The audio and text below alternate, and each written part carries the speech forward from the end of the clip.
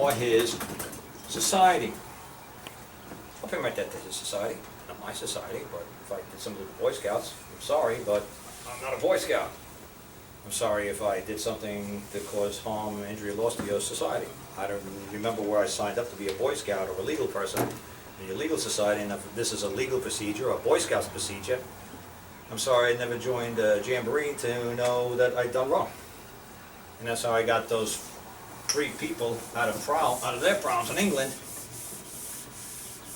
Thank God, when I said to the judge, these folks are brown, they're Indian, and they're Punjabi. Thank God. They're not pasty white guys like me and you, Judge. They're not proper English. Thank God they're not of our society.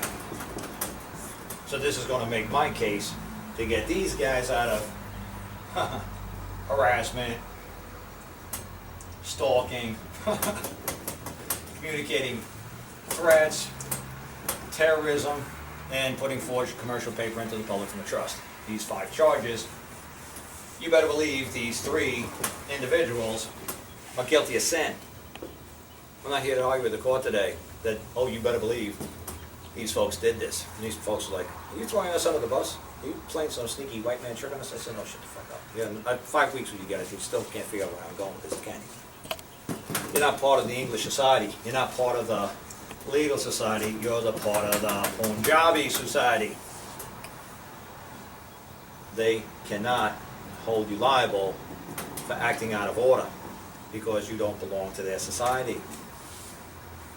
You don't know the rules. Idiot. Like I explained to the judge, harassing, communicating threats, stalking, terrorists to public officials.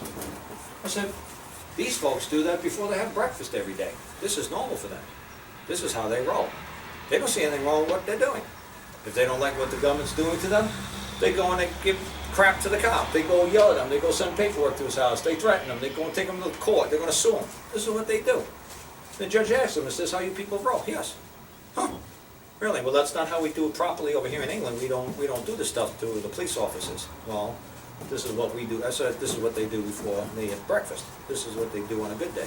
You should see when they're really pissed off at the cops what they do to them. So, like I said, it was able to get them. When the ruling came down, it was so funny watching the Crown prosecutor at the very end say to me, I can't believe I lost. This was Crown Court. How did I lose in Crown Court? I said, you didn't, pal. Don't you remember when he came up with the ruling? All these charges, they were found guilty. All of them. Now, the judge said, now let's move it over to the common law side of the court. That's before the court today. Let's move over. All these charges are discharged in their entirety against these people. You can't hold these people liable. Yes, did they do this? Absolutely they did. I said when we first got here, you're damn right they did all that. Yeah, and? Is this a legal matter? Yes. He looked like a legal person to you. What? He looked pasty white? He looked brown. I said, and I actually did. I thought, oh, thank God they're brown. This makes my argument so much easier than trying to explain if they look pasty white like you and me. Thank God they're brown and they really don't speak like us. Thank God they thank God they talk funny. This makes my case really simple to wrap this thing up in no time. They thought this was going to take a week, this trial. It was done. We started at 10 o'clock and we were done at 3:30. Why? Because I walked in and said, damn right they're guilty. And? So what? Do they look like legal persons to you? Is this a legal proceeding? Is this a legal matter? Did they? Common to them? Yeah. Is this how they roll? Where they come from? No, they have no idea what the hell you're going on about. Just I got family like that. Exactly. I said, this is what they do before. But my I actually family said ain't that. like I actually said that to the church. This is what they do before breakfast. You should see when they get warmed up, when they're really pissed off. This is what they do before breakfast. Who are you to judge? It was ridiculous, man. But like I said, the poor Crown prosecutor said to me, he says, I cannot believe that I lost. I said, pal, you won. You won. The judge gave beautiful citations of rulings. The judge said, he says, stalking, guilty. He said, Paul versus Crown, 1972, when he gave some sort of a ruling. Susie versus Crown, 1999. Bob versus Crown, 2011. And you guys were all sitting there writing up the rulings. I said, that's right. And then the judge said, now for the common law side of the court. And you guys, what'd you guys do? You all took your pens, papers, and you threw them down. That's literally what they did. They were writing down like little banshees. the judge's opinion and ruling on the Crown side. They said, now for the common law side, I swear to God, they took all their pens and they threw them on their desk and they kicked back. They said, oh, this is gonna be funny. The case is on discharge in their entirety. The Crown's like, what? What just happened? And the Punjabi started to like cheer and applaud. I jumped up, I said, hey, a little decorum in a court. I said, that's a man over there. I said, you know, you just keep it in your pants, keep it in the private. Wait till you get home to celebrate. That's another man over there. Don't cause any harm, you know, to your fellow man. Let's wait until we get out of here. I said, you know, let's have a little respect for the court. And it was so funny. Bali said to me, and the whole court was still full. I mean, it's still full. He said to me, he was so funny. Before the judge said it was discharged, Bali leaned over to me. He says, if the judge says this case is dismissed, these cases are dismissed, can I say, I believe you're in error and they should be discharged? I said, yeah, I don't think you could possibly fuck that up. Yeah, go ahead. You can do that.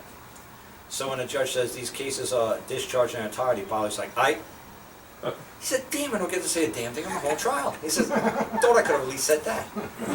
I said, oh, well. So while everybody was still sitting here, you had the judge over there in England, you got the magistrate sits right underneath him, sorry about that. That's the magistrate, that's the judge, that's a bailiff, that's the court clerk, and this is a stenographer lady, she sits over here. Here's the witness box, the Crown sits over here, the defendant sits over here, and the gallery's over here. So I'm sitting over here, and the Crown's over here, and the judge, everybody's still sitting there, and they discharged, and I stood up and told all these little monkeys to shut the hell up. I said, you know, I don't know where you're from, but you don't cheer. I mean, you know, this isn't a game. I said, you don't jump up and cheer. So I said, Bali asked me, he says, well, now that it's discharged, you said we could claim compensation for being falsely brought into a court, now that it's been dismissed. Everybody was still sitting there. Crown guy was sitting there with his little wig on, everybody's sitting there still there, a little proper. And I said to Bali, and the whole court heard me, what do you wish for compensation? He's like, you know what, I never thought of it, because you never thought you were going to win. What do you wish? He said, what can I wish for? I said, well, who prosecuted you? He said, the Crown. I said, do you wish for the Crown? He says, I can have the Crown? And I looked over at these guys, they were all straight-faced, just waiting for Bali to answer. Nobody said, that's insane, that's crazy. I said, you wish for the Crown? He said, I can have the Crown. Right now. Right now you can have it. I'm looking at the judge. Is that what you wish for? I said, first answer me this question, Bali. What's the Crown? He says, I don't know. I said, what you're going to require of this court is $10,000 from me flying here, my food, my shelter, and paying my expenses over here, and that's all you're going to get. Not a damn dime more. I said, if you go for anything more than what you do, I'm going to show them how to overrule you. I said, okay? He said, oh, okay. But he could have went for the Crown because they wished to take his world from him. He could take their world from them. If you ever read the Iliad and the Odyssey, if you ever read, you know, the Homer novels, when the king was sent out, and it took him, I think it was 20 years to return back to his kingdom, all the other princes around the kingdom was trying to get the queen to marry them, saying, look, it's been more than 7 years, you know the rule of 7 years, it's almost 20 years now, the king's not coming back. You got to choose a new king so the government can go back to working again. So what happened was the queen started knitting, quilting a tapestry, and every night she'd quilt it. She said, when I'm done with this, I'll choose. And then every night she'd disassemble it, every day she'd sew it. Every night her maids would take it apart, every day she'd sew it back together. She's giving the king a chance to come home. So what happened was, at the very end, the king appeared in his court, and he saw all these people trying to take away his kingdom from him by marrying his wife. So when he finally revealed himself, and said, I'm the king and I've returned. And I don't like what any of you princes have been trying to do when I wasn't here. You've been destroying my home, bedding down my maids, you destroyed my food, you drank all my wine, you treat my place like it's a party palace. They said, all the princes and kings from the other lands said, oh, we apologize and we'll give you compensation and restitution. So this goes way back to Greek time, this remedy. No, the king said, if you became the king, And if I appeared one day after you became the king, what would have you done to me? You would have killed me. Because you wouldn't have had to compete against me for the throne. You would have killed me. So there is no compensation. There is no fair and just payment and paying for the damage that you did. What you would have had happened to me if my wife married you 1 minute ago is you would have killed me because you would have been a king and I wouldn't have been. And under law you could have killed me. So guess what? I'm going to kill all of you. So this is what they understood, because they're a bunch of nerds like me and they read all these books and they understand the rule of law. Said you wish to take what they wish to take of you. They wish to place you in a cage. They wish to take everything from you. You wish to take everything from them. You can. You have that right. So Bob was like, oh wow, I didn't explain it in detail like I'm doing now, but that's the rules. Whatever they wish upon you is supposed to be that times 3. You have to bring a false claim to the court.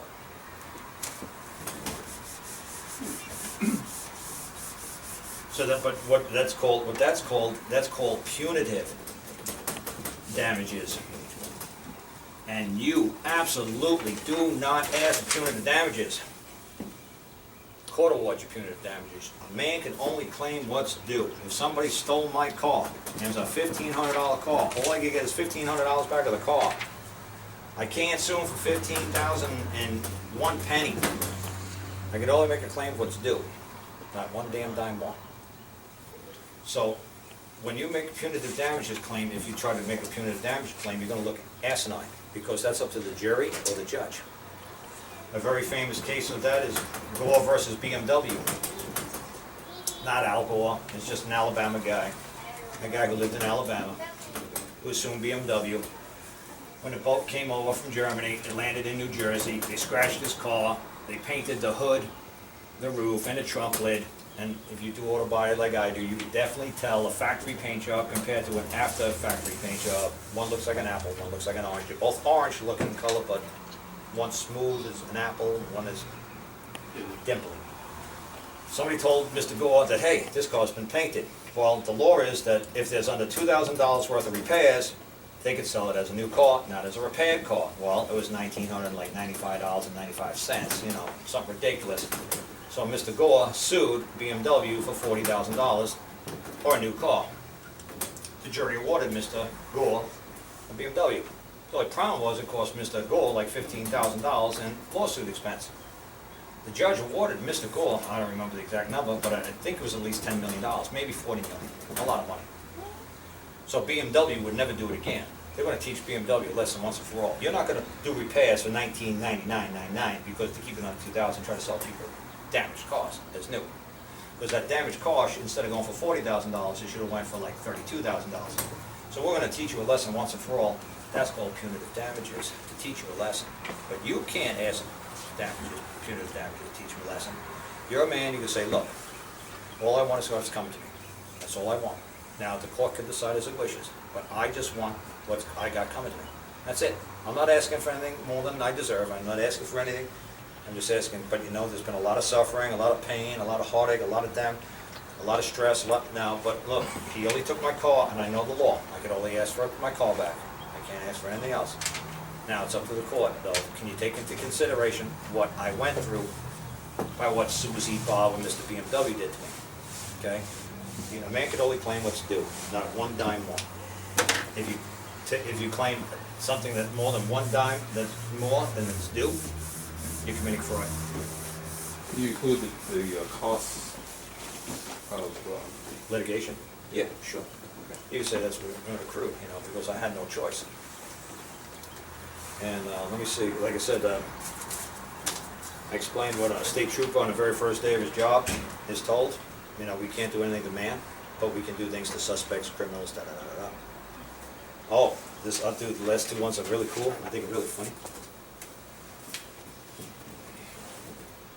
I'll put this one on a board, and I'll let somebody pop it up on the computer real quick, the Fourth Amendment. But this one is a fun one. Did anybody listen to, okay, if you listened to my show yesterday, or the day before now.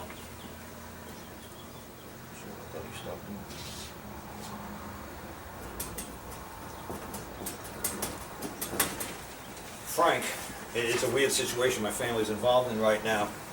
My daughter, she's just like her mom and her dad. you know, she's interesting. All right, thanks, man. Okay, let's do the Fourth Amendment real quick, since he's got it open for me before the screen fades out. The Fourth Amendment is a lot of fun. Oh, let me do this one just before the Fourth Amendment, because it basically goes with the, it goes with the Fourth Amendment.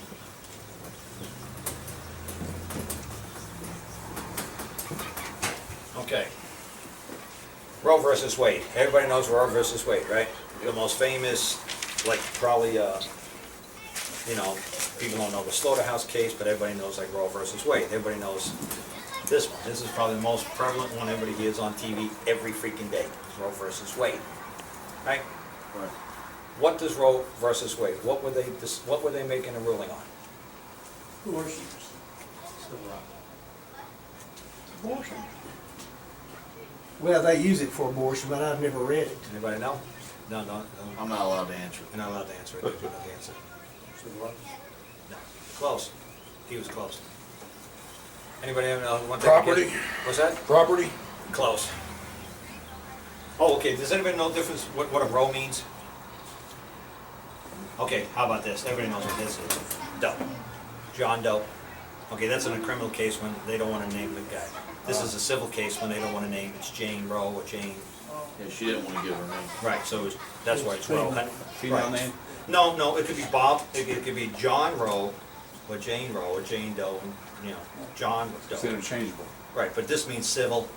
This wasn't a criminal matter, this was a civil matter, but she didn't want to give a name. Okay. Okay, that's all that Roe means. I just thought that'd be cool if you ever want to, even looking up this lady's name, her name is not Miss Roe. I honestly don't know what her name is. But this case is extremely funny. You would swear that the left and the Democrats and the right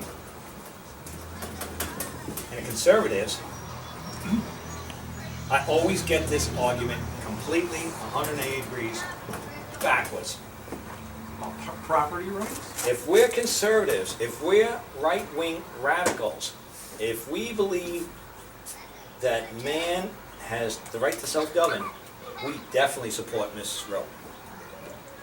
The United States Supreme Court, in the very beginning of Roe versus Wade, says the matter of abortion has never appeared before this court in this ruling.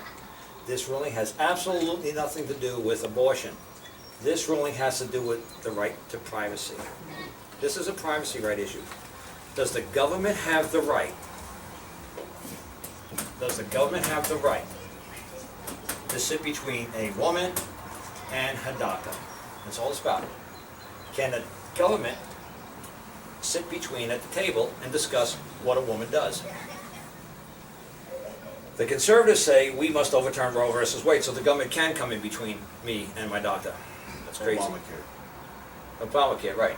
Obamacare is a perfect example of what Roe versus Wade was protecting us from. The government sitting at the table. Roe versus Wade keeps the government from sitting at the table. Hasn't been overturned, is it? Thank God it hasn't. But you see all these church groups going out there They're trying to saying, get it overturned. right, but they're looking, It's about this is a abortion. right to privacy. This is not an abortion matter, this is the right to privacy. This is the right to be let alone. The number one right that we have, I should have went around the room and said, what's our number one rights? Free speech, freedom of assembly, carry guns, carry guns, carry guns, carry guns. I know I'm in a carry gun group, okay? It's okay, mine too. Okay. Okay, that's our number one right, as far as I'm concerned, is the right to be let alone. Yep.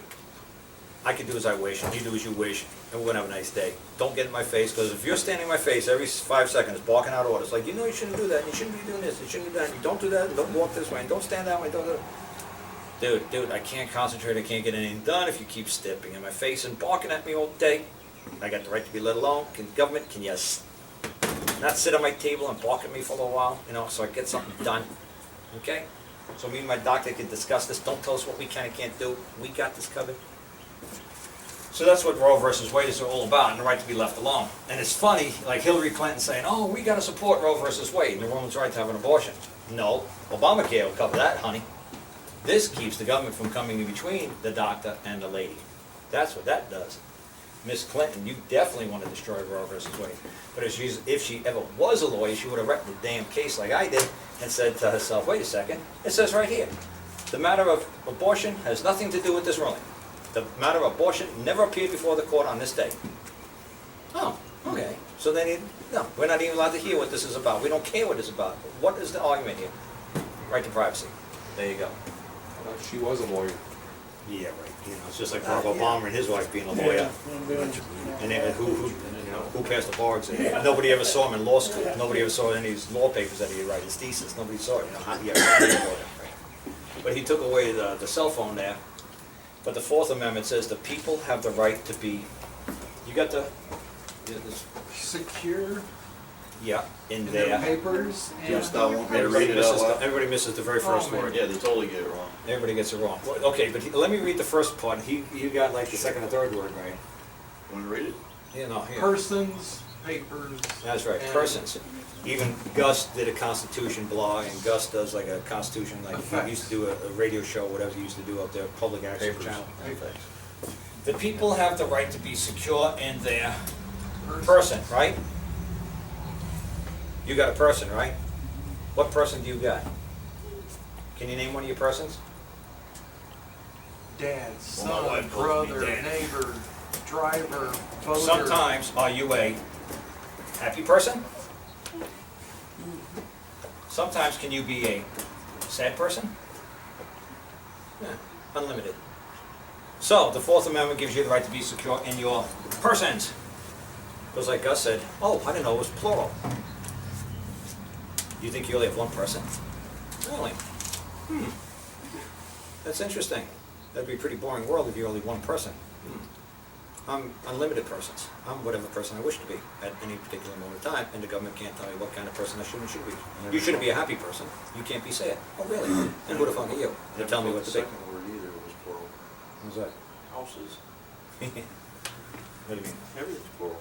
Yeah. Houses, papers, offense, Yeah, everything's plural, because you have more than one. seizures, everything. You have more than one. But what it is the people shall be secure in their persons, papers, houses, and effects. Okay? What I try to explain, when you go to my show, somebody said it was like show 243 or 247. Honestly, I don't have a freaking clue what show I'm on. I never listen to any of my shows. You still need to. Yeah, I can't listen to imagine. a lot of them. I can't imagine hearing myself talk, man. I'd laugh my ass off. I said, "Oh, what's this guy thinking?" I'd probably call myself up and give myself a hard time. But anyway, it's funny. I did listen one time. Okay, I gotta tell the truth. Gus was in my home for 7 weeks, and he was studying. Well, 3 weeks, and he went home for 2 weeks, and he came back for 4. But he says to me, Cole, you gotta listen to this show of yours. I was like, what show? He says, whatever, show 102. Okay, show 102. Why do I want to listen to myself talk? I said, I'm keeping it at such a basic rudimentary level for you folks at this point. Why would I want to hear myself saying A, B, C, D, E, F, G? It's nauseating. Why do I want to listen to myself? I said, when you guys get to a certain level, I'll take it up a notch. Until then, until you guys understand this basic stuff, why do calculus? Why bother? You guys ain't gonna understand until you get 1 + 1 is 2, or 2 and 2 is 4. If you don't get 2 and 2 ain't 4, we ain't gonna get nowhere. So I said to Gus, Gus said, no, you gotta hear yourself. What? What, Gus? He said, listen here, you're talking to this guy. I said, okay, fine, Gus. He was bugging me all day. Listen to this damn. I said, fine, Gus. So I said, I got things to do, like take a nap, pick my nose, whatever. Anything but listen to myself talk. So he says, listen to this. And he's like, you're barking at this guy. He said, and then you stop, and then you come back on and bark at the guy some more. Like he said, you were coming up for air, He says, but listen. I said, what? Listen. And he does computer stuff. He said, listen. And you listen to yourself during the parts of silence. He says, I hear you. Covering up the mic, and he says, you're laughing your ass off saying, oh, this is too much fun. Watch this, I would have bought this. Oh, this guy, I got this guy going, but he's shitting his pants. Oh, this is too much fun. He said, Carl, this is all an act. I said, yes. I said, I'm trying to enforce my beliefs upon you. And I said, I got to do it. And so I said, well, now, honey, listen, we really have to understand. No, some people I talk like that, like a little girl I'd be nice to. But an older guy, I'm just going to jump your shit, Yeah, he does that. and I'm going to bark at you like a maniac, and you're going to really think I'm pissed. And then my sister says to me, too, because she used to watch me do the shows, And she, like, in 2 seconds, and then a puppy would come by. I said, oh, look at this cute little kitty. Oh, look at this little puppy. Oh, not you, puppy. She's Is like, this that black guy that we talked about? The black dude that came on there and he's like, Carl, I'm asking you a question. And he was talking I about, do you're it like, to so dude, all you're talking about is legalese. All you're saying. like I said, I do it to so many people. But You I said think you liked it. I could turn, well, like I said, that's what even happened in court. We're trying to get my kids back. Me, the prosecuting attorney, lawyers, the judge, we'd all be barking at each other. Barking, blah, blah, blah, blah, blah, blah. We'd walk out the hallway and say, hey, man, me and my attorney, we're going to go get some barbecue. Who wants to come with us? Hey, Mr. Prosecutor, hey, Tom, come on with us, man. They're like, let's just break out of stride. Come on, we had a lot of fun. You must be exhausted, too. Come on, let's go get barbecue. But when we're in that theater, we are exploding. We're on stage, we're acting. And you're doing your thing, I'm doing my thing. But once we go outside again, we're out in the public, we're act man to man. This is how I want to treat my fellow man. Let's go get something to eat. Let's go get something to drink. It stops. Happens in the court, stops. It's not personal. We're acting. You guys can't separate the difference between a courtroom drama and walking out to the real world. Well, then you're doomed because you're letting that control you. It's just Yeah, an but act. so they get out of hand. You know, it's amazing, man, how watching people watch me, you know, and then just go from turning on to this, to this, to this, you know, like, depending on who I'm talking to. A little kid walks in the room, I do this. A little old lady walks in the room, right, prosecutor walks in the room. No matter who's in there, I can turn it on and off like a light switch. Because I know how to act in public. My parents taught me how to act. And you people just weren't taught to act, and you just let your emotions go. And this is how you emote. You know, this is, you're going to emanate everything out, boom, boom, boom, boom, and you can't control yourselves. We got No, compartments. there's lines, It's a, man. it's, There's- no, you can dude, hang you yourself for a can't. while, It's, and then there's you lines. watch a German guy, right? This is what my dad I'm taught. German. What? No, okay, well, you weren't raised by a German guy, okay? This is how my dad taught me when I was a little kid. You ever watch these German movies, and the Germans are like laughing when they're hitting somebody, and they think it's funny, and it's sadistic, you know, like, oh, look at these German guys. Oh, and maybe we'll do a little investigate, a little interrogation, yes, and it's gonna be so much fun. And then they start beating the shit out of you. Yes, and let's do it. My dad didn't know, and the Germans, I guarantee, didn't know this either. But when you smile at a baby will smile back. It reduces endorphins. It's ecstasy. Oh yeah, you can do the same thing with shaking. You feel a Yeah. massive amount of everything when you're on that level, when your endorphins are flowing. So if I smile at you, my dad always told me, he said, before you hit somebody, smile. Because the endorphins will be released, and they'll feel that damn thing like you hit them with a sledgehammer. He says, if you come at them angry, their adrenaline will release, and they'll tense up and they won't feel a fucking thing. And you gotta hit them with a sledgehammer before they even blink. So smile, and then hit them. Because they'll feel it like you can't believe it. So see, that's what I'm saying. The Germans actually knew that. My dad was born in the 30s, so obviously he had no understanding of chemistry or human anatomy. He had no freaking clue. He just knows what works. Smile and they're gonna feel it. Be angry, and they're gonna prepare for it. So when I go to court, I'm just laughing and joking. They're like, oh, this is a lot of fun. And that's what I said to the U.S. Marshals. It was so funny. The U.S. Marshals interviewed me up in Roanoke. And then one guy was sitting on this side of the table, this guy was at the end, and I was sitting over here. And near the end of it, near the 3 hours, they said, wow, you know, you're a really nice guy. You know, they said to me, he said, you're really pleasant, and this was a lot of fun. There's a lot of jokes, and you had a good time teaching us a lot of this stuff. This was very entertaining. I said, yeah, what you see above the table is me in public. You don't see the duck paddling under the water, how scared shitless I am under this table. I said, it's all for it's acting. Because I know you're a U.S. Marshal, and that's a U.S. Marshal, and I know I could disappear from planet Earth. And I know I better entertain the living shit out of you guys, and I better start juggling balls, maybe a chainsaw. Hey, now here's a rubber duck. You know, better entertain the crap out of you, or I'm going to disappear. I said, don't think I don't know what you guys can do to me. He's like, oh, wow. I said, yeah, I'm a hell of a performer. Trust me. This is how you're taught when you're a child, how to act. And if you don't know how to act, depending on the situation you walk into, and you just, one mode, I'm pissed, I'm angry, really? Oh, why, because you didn't get the participation? Everybody should get up. No, dude, you better turn it up a whole bunch of notches or turn it down a whole bunch, because it ain't gonna work. Because like I said to that lady yesterday, you might not like what I'm telling you, ma'am. I said, you might not like the way courts work. I said, but do you understand courts for the last 10,000 years the seats have been filled with grumpy old white guys like me who don't give a damn, okay? These who create these laws, grumpy old white guys like me. These are the guys who judge you, grumpy old white guys like me. Not Mary Poppins, not a lovely lady, not a nice little hostess, not somebody who has feelings and compassions. A grumpy old bastard like me is going to be sitting across from you, and he doesn't give a damn. You better talk in a proper manner when you're before his court. You better act in a proper manner out in public. Do whatever the hell you want in private. But I'm telling you, when you step before that man, you better be nothing but humble pie. And you better do nothing but wish and talk to him like man to man and say, talk to him pleasant. Don't think you're going to demand anything from him. You better be sweet as pie. Because this is what I was saying. What happened yesterday on a radio show, and somebody wrote to me. He said, "Carl, that was radio gold."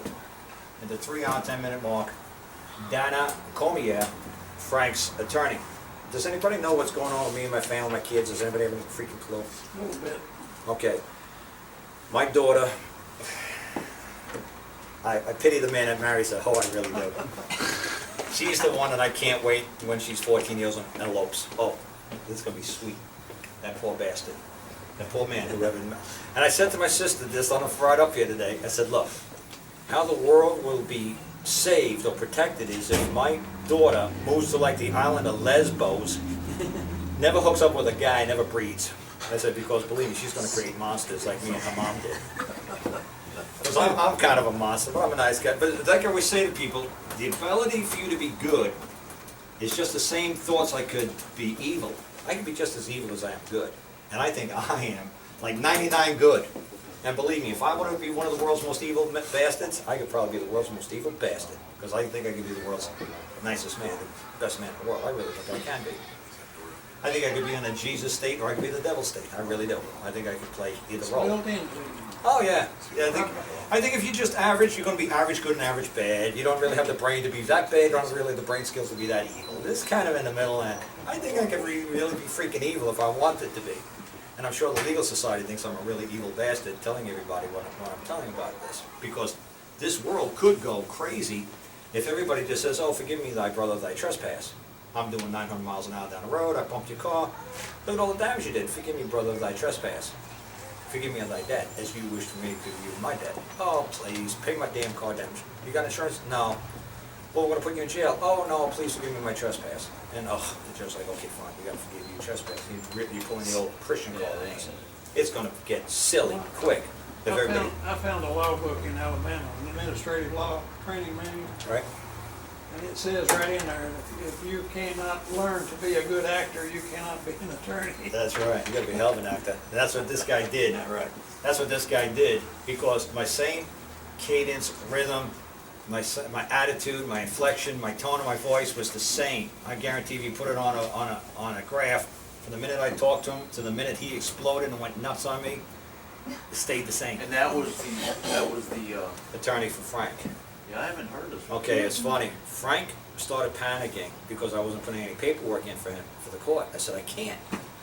Because you told the police officers that you did all these things. He said, okay, when the police asked me, I said, fine, I did it, because they told me I could go home. See what happened on Halloween. Grandpa was home, and the kid was home. The girl chased some chickens across the field with her boyfriend. 12, 13-year-old kids chasing chickens. Grandpa said, hey, that's what we eat. You want to chase them back to the pen, but stop chasing across the field, Chase them back into the pen, don't stress them out. That's where you get eggs and our food from. Stop. So then when that happened, she said she was humiliated in front of her little boyfriend. Yeah, 12-year-old being humiliated. Sure took a life to get over that. But, girls are humiliated at 12, So then in my mom's house, we have a tin roof that overlooks the kid's room. So my mom thought she heard an army of squirrels invading the girl's room. So she told Grandpa, hurry, get up and get in the room. See what's going on. 2 o'clock in the morning. Well, she was letting all her feral cats in the house. So Grandpa put locks on the window. And it's so funny, when she told me Grandpa put locks on the windows, I gave her a little device that looks like this that unlocks the windows. That's great, Grandpa sucks. So I showed her how to jimmy the window to let I said for just one cat, maybe 2 cats, but stop bringing 6 cats, 7 cats, bring 1, maybe 2. I said, okay. She's like, oh, Dad, you're the best. Yeah, right. This is how you jimmy the lock. And she said, try it. She said, it works. She went to the bedroom. It's like, oh, wow, Dad, you're the best. He's like, yeah. So anyway, she was pissed at Grandpa. So she went to school and she went to complain about a bully who's been picking on her for a year or two now in school. The bully pushed her down into the boys' bathroom. The school did the old misdirection.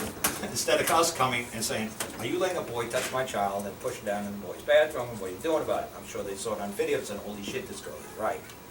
My daughter says to me, for some reason, the conversation went from bully to dad, grandpa, uncles, cousins. Somehow, grandpa take pictures of you? Yeah. Does grandpa ever touch you? Yeah. Does grandpa ever hold you? Yes. Does grandpa, next thing you know, she says, they're changing into something like called porno. Kid doesn't know what the fuck porno is. It's kind of weird, because out of 5 devices in that house, my mom does not let my kids on the internet. Oh, thank God for my mom. Because my kids tried to complain, Mom, your mom won't let me on Facebook. Good, I'll tell grandma not to do that. Yeah, right. Thank you, Mom. Don't let her get on Facebook. So when they took the 5 devices from Frank, his cell phone, his video camera, his still camera, his laptop, and his desktop, no porno on it. I said, wait a second, that's creeping me out. What kind of 65-year-old guy don't have at least some porno? Come on. You know, that's kind of crazy, you know. Please don't look at my computer. Jesus, you know, what, they got no kiddie porn. No kiddie porn. But that's what I'm saying. So this kid probably doesn't even know what freaking kiddie porn is. She's a 12-year-old girl. She's never seen kiddie porn. She doesn't know what the hell they're talking about. So they're saying this grandpa, da-da-da-da-da. Next thing you know, grandpa's charged with all this crap. You know, so the poor gang, they investigate him around November 1st. And I think he finally gets arrested November like 25th.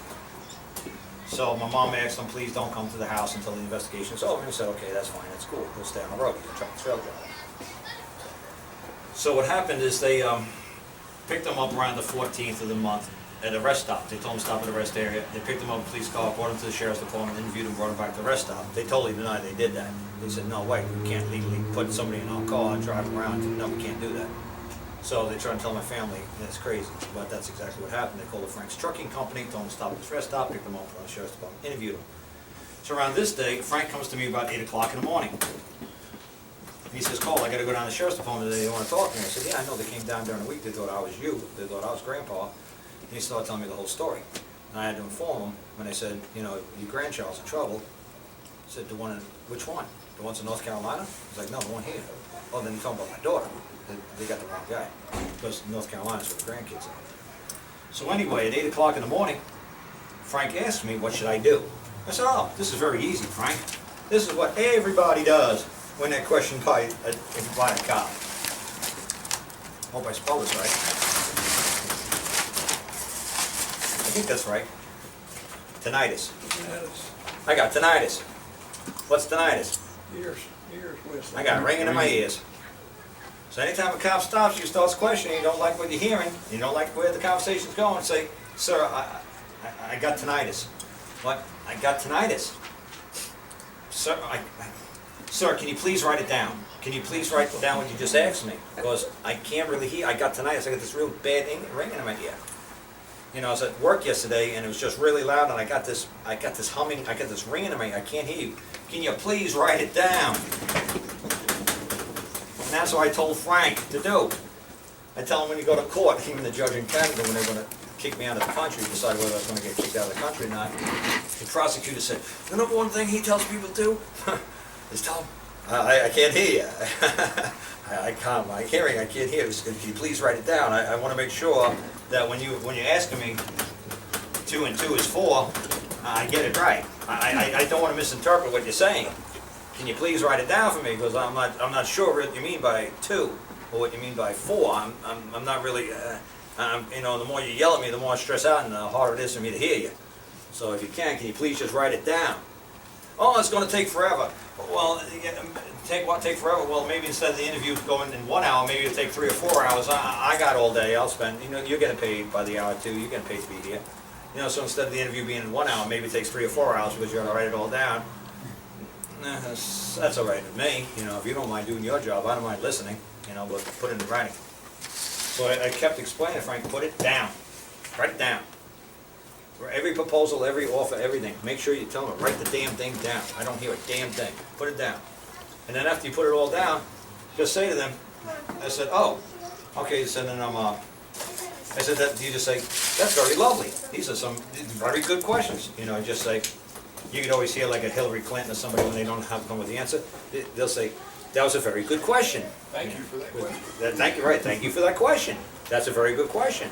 They'll say, very good. And you say, please allow me 72 hours so I could go out and seek competent counsel so I can give you an answer.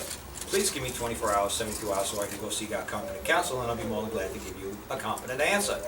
But at this time, I'm very stressed out, and I don't know what I'm saying, and I'm very confused, and please just put it in writing. Let me, you know, give me 72 hours, 24 hours, I'll come back with a competent answer. Let me go seek out counsel. That's what I told him to say. So then I also told him, I said, there was whatever, I forgot the guy's name across the street. It was like Chico's bail bonds across the street. And I said, go talk to Chico. Well, before you walk in the sheriff's department, work out a deal with Chico and say, look, I might get arrested today, but at least they'll see you in street clothes, and you could talk to him instead of talking to a phone, to a glass window, trying to explain you're a decent guy with 7,000 criminal charges on you. Go there before you're charged. So he said, yeah, okay. So obviously, Frank went to the sheriff's department, didn't go to Chico's bail bonds, didn't tell him to write it down, just went in there and started talking, because he thought he could talk his way out of it. You know, Frank's a nice guy. I'd say he's probably got about 101 IQ. He's not dumb, and he's not smart. He's a normal guy, a nice guy. But he can't handle their language. He doesn't understand what they're doing to him. He thinks they're talking English. They're not. So I explained to him to do it this way. And he's like, he was around 1 o'clock in the afternoon. He came back around 10 o'clock, and he asked me again, what should he do? He said, they let me come home. They're bringing somebody else in for questioning. They told me to come back around 12. He came back at 12 and 1 o'clock. He calls him my mom. And he says to my mom, they're telling me I could go home and get counseling if I say I admit to everything that they're saying I did. And my mom said, well, it's November 25th. The farm hasn't been winterized yet. All the pipes are going to burst out in the field. You better get your ass home and start working, because you got a load in your truck that's got to go up to New York on Monday, and it's already Saturday afternoon, and we already lost half the day with this silly nonsense. Just tell them whatever the hell they want to hear. Get your ass home. So my mom heard the cop saying, yes, we'll let him home if he just admits that he did it all, and we'll just recommend counseling. So Frank admitted to whatever, 34, whatever things, of all these horrible things. So when they were all done asking him, they videotaped this part, when he was saying, yes, I did it, yes, I did it, yes, I did it, yes, I did it, yes, I did it. When he was all done, and whoever knows the answer, don't say nothing. When he was all done, pleading guilty, though, saying all these things that he did, all these horrible, horrendous, heinous acts to a child, do you think they arrested him, or do you think they let him go home? Arrested. Why? They let him go home. I can't believe it, they let him go home. You would think after admitting to all this shit, they would have arrested him immediately. No, they let him go home. Because he said that he's going to go home and go get those 5 devices. He's going to go get the cameras, and he's going to go get the 2 computers. He's going to get the cell phone, he's going to get the video, he's going to get everything that the police want. They let him go home. They roll up into the driveway about 10 minutes after he's home. He's loading up the cameras and computers and everything with my daughter, the one he supposedly did all the stuff to. They also know he's got a gun. They didn't say, well, you know, you got to turn in your gun too, so you don't kill the girl who finked you out and said you did all these horrible things. No, he let him go home. It's insane. When I found out he admitted to all this, and you let him go home, and he was loading up the car with my daughter, all the camera stuff, and telling the kids, you go get that computer, you go get the hammer, you go get that, we got to get it down to the police department. They told me to come back to the police department with all the stuff. Well, that wasn't necessary, because the police rolled in like 6 squad cars as he was loading up the trunk of the car. So that's when I videotaped Michael, the police officer, saying, I said, look, we're 100% behind you guys if you have proof. Do you have proof? He said, I got the pictures and I have the proof. And I'll come back and I'll show you guys a little later. I said, Mike, then we're 100% behind you. I said, if you've got the pictures, you got the proof, just show me now. I got a rope in the back of the barn. You don't got to bring that guy nowhere. I'll take care of the public's business right here. It happened in a private. I got this, Mike. Just let him go. Show me the picture. I got this. You know, you just do your thing, I'll do my thing. I'm the dad, I know what to do. So he goes, no, I gotta take him in. I said, if you got picture proof, that's the best place for him right now. So Mike had to admit in court the other day, he has no pictures and had no proof. There was no porno found on any of these 5 recording devices. Anything, nothing, nada, zero. I talked to the sheriff's department, I said, look, I haven't made a lawsuit against you guys yet. I talked to them on Wednesday or Thursday, Sheriff Smith. He says, do you plan to? I said, if you and Mike go to and admit that he lied, then I'll reconsider filing any kind of lawsuit. I don't want any monetary compensation, I just want Grandpa home, and I want the kid, and I just want this to die. I said, now what the Russos do to you folks, I don't have a clue. But I'm gonna tell you what I'm gonna do, nothing. I'm gonna move on with my life.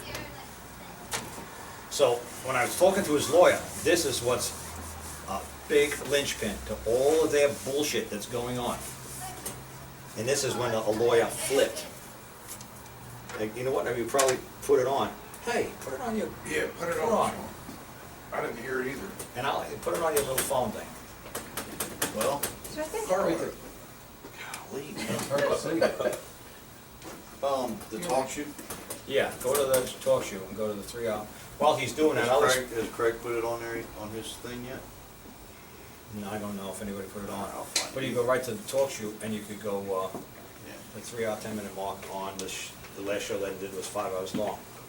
I start going to the attorney, see, funny people say to me, they said, people said they love the way I play cat and mouse with people. I'll come over here, but I know I'm gonna be right here, and I'll slowly come this way, come this way, come this way, because this is where I wanted to ask him in the first place. I wanted to ask the attorney for Frank, very simple question. It happened in public, it happened in private. But I knew if I just asked him that directly, the phone would've went click. Okay? Because this grandpa, you got grandpa, and you got my daughter. You got a 65-year-old guy and a 12-year-old girl in a private, okay? So I say to the public, I say to the Frank's attorney, who's supposed to be Frank's attorney, not the prosecutor. You'd think he'd be on my side. You'd think he'd be all aboard with this logic and where I'm going with this. When you hear him talking, you could swear he's the prosecutor. You'd swear he is.